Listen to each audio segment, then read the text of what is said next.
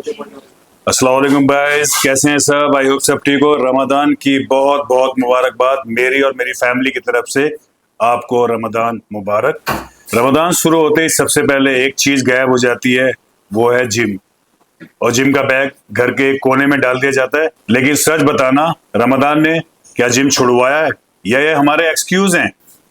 रोजा रखते ही weakness feel होती है, प्यास लगती है, कमजोरी फील होती है। हम सोचते हैं यार आज नहीं कल जाएंगे, और कल कहते कहते ऐसे ही पूरा महीना निकल जाता है। अगर ये सुन के तुम बोल रहे हो यार ये तो मेरी स्टोरी है, तो वीडियो लास्ट तक देखना।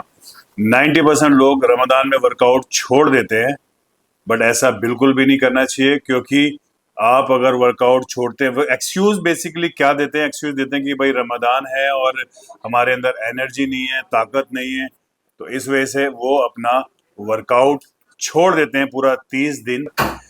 तो आज हम बात करेंगे वर्कआउट और डाइट के बारे में, कि हम रमजान में डाइट कैसे लें और वर्कआउट करना ठीक है या नहीं है, क्या वीकनेस आएगी या नहीं आएगी। आज हम इस पे बात करेंगे।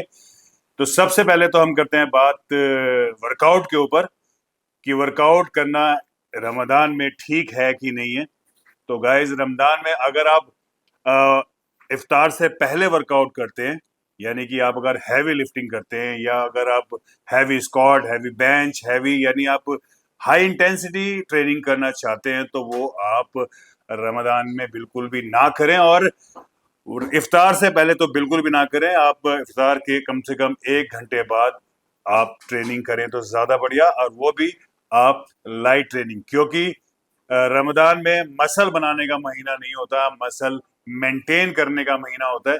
क्योंकि पूरा दिन खाली पेट रहते हैं तो एनर्जी कम होती है, तो हमारा वर्कआउट छूटे नहीं, मसल मेमोरी जाए नहीं, इस वजह से हमें वर्कआउट करना पड़ता है। वर्कआउट करके आपको, आप लाइट वर्कआउट जब आप करते हैं तो मसल मेंटेन रहता है, तो इसलिए वर्कआउट रेगुलर करना है और लाइट करना है। और आपको जैसे मैंने बताया कि इफ्तार के 1 घंटे बाद आप वर्कआउट करें, वो भी 40 से 45 मिनट। और रमजान में जो डाइट फॉलो होगी वो होगी बेसिकली प्रोटीन डाइट।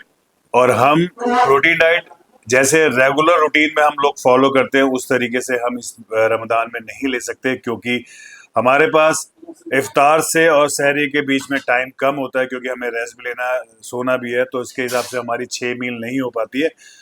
तो कम से कम 3 से लेके 4 मील आपको वो कंप्लीट करनी है, अगर आपको अपने मसल्स को मेंटेन रखना है। तो जैसे आप पहली मील आप लेते हैं, तो इफ्तार की मील लेते हैं। इफ्तार में आप, मैं एक सैंपल बता देता हूँ आपको, कि आप अप्रोक्सीमेटली 200 ग्राम के आसपास राइस लेते हैं, व्हाइट राइस, और 200 ग्राम या 150 ग्राम आप चिकन लेते हैं, जिससे आपको प्रोटीन मिल जाएगा, राइस से आपको कार्ब्स मिल जाएगा।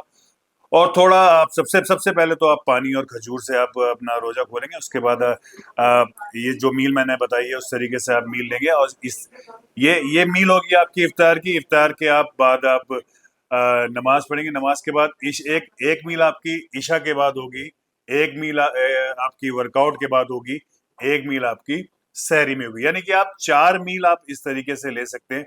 तो 4 मील के अंदर आपने रेशियो कार्ब्स का 50% कार्ब्स और 50% प्रोटीन, इस तरीके से आपने अपनी मील को मेंटेन करना है। मैं एक सैंपल आपको बता देता हूँ, कि अगर आप एक मील लेते हैं तो 200 ग्राम राइस, 200 ग्राम चिकन, और आप 50 ग्राम्स के आसपास आप वेजिटेबल्स ये आप रख सकते हैं।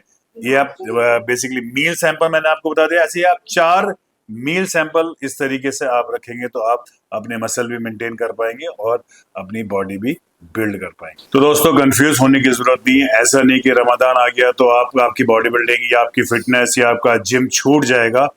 ये बस मिथ बना रखे हैं, और हमने अपनी सोच बना रखी है कि भाई बस वीकनेस हो गई, जिम नहीं जाया जाएगा क्योंकि रोजा रखा हुआ। ये हमने मिथ बनाए हुए, सोच बनाई हुई अपनी। तो इस सोच को बदलना है। ऐसा कुछ भी नहीं होता। जैसे मैं हूँ, मैं हर रमजान पूरे रोजे रखता हूँ और मसल भी मेंटेन करके रखता हूँ। तो ये था आपका वर्कआउट, किस तरीके से वर्कआउट करना चाहिए, किस तरीके से डाइट लेनी चाहिए। तो अगर आप इस तरीके से अगर आप फॉलो करते हैं, तो आप मसल भी मेंटेन कर सकते हैं, अपना जिम भी रेगुलर जा सकते हैं, और सारे काम आप रेगुलर कर सकते हैं।